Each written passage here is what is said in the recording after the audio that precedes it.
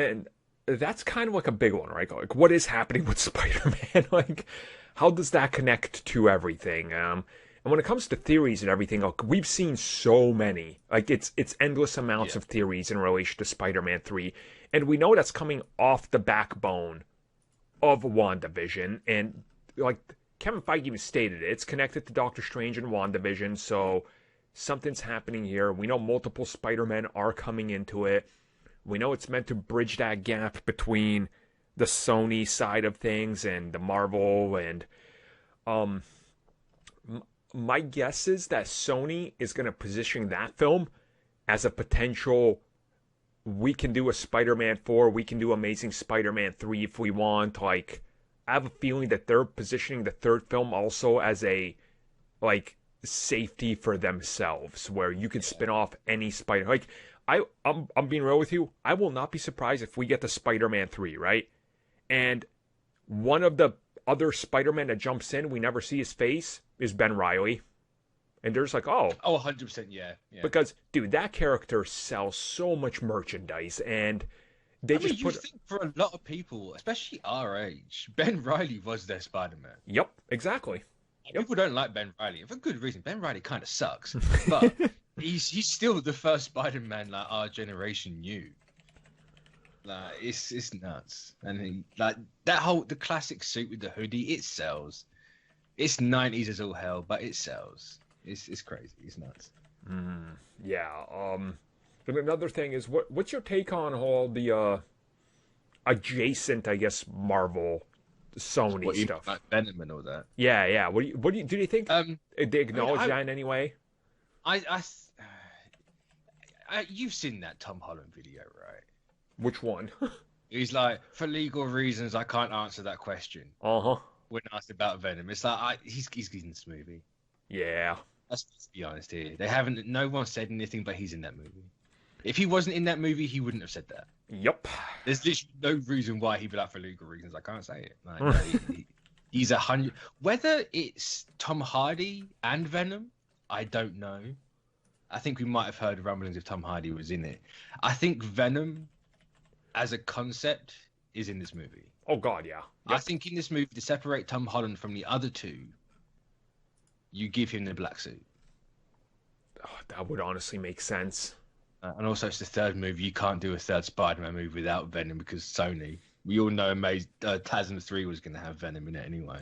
Oh, literally, they were. So it's like, let's try it again, you know.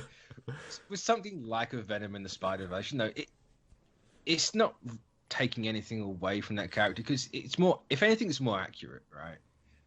Venom came from space originally. And it wasn't even from space. It was from Battleworld. So doing the whole multiverse bit and him getting Venom that way makes a lot more sense than Space Rock. Even though it's a Space Rock anyway, but it's still like he got it from the multiverse. So do it that way. It doesn't necessarily have to be Tom Hardy's Venom. You can still like maybe have him do the voice. Yeah. Of symbiote and everything, and maybe give it a slightly different look just to separate it. Yeah, yeah. Well, hell, maybe it can be. You know, we know Doctor Strange is going to go through every universe they can possibly think of. So have him. You know, you can then go like, right, Venom and Morbius, they are in the multiverse, they're not part of the original timeline. You get a bit of the goop stuck on him, and then that's how you can transition that Venom in there. Yeah, oh God, yeah. You can still keep Tom Hardy, but he is primarily a voice role for everything.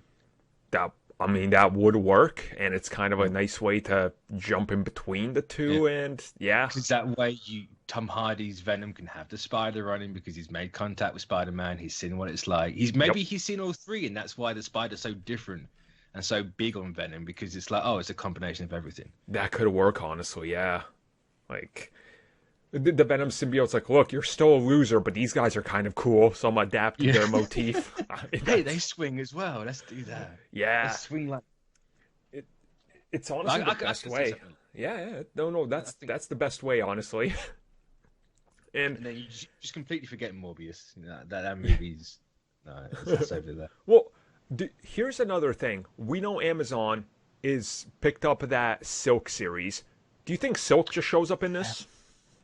I think we would have heard about that if she was. Yeah. Especially where it's like we know Silk is happening. Why on Amazon? I don't know. I would have thought having it on Disney Plus would have been the slam dunk, personally. But, yeah, I think if Silk was in it, we would have heard about it. Unless they're actually finally playing coy with everything and not throwing everything out there into the wild for people to know, or letting people get hold of everything. But I don't know. I think you save Silk for something else. It'd be smart, but who the hell knows? I mean, there's a lot to deal with when it comes to that whole side of everything. Unless Silk comes about because of this movie. That could work too, yeah. That's why, like, she's in it. You use the actress you have from, even though she was never really named in the movie apart from the credits. Like, you give her a bit bigger role, and then you leave her in a spot like, hey, kind of like how Miles was left in the game. It's like, oh, he's got bit by the spider, but you haven't seen him yet. Yeah, that could work, honestly. So I guess we'll find out on the Spider-Man.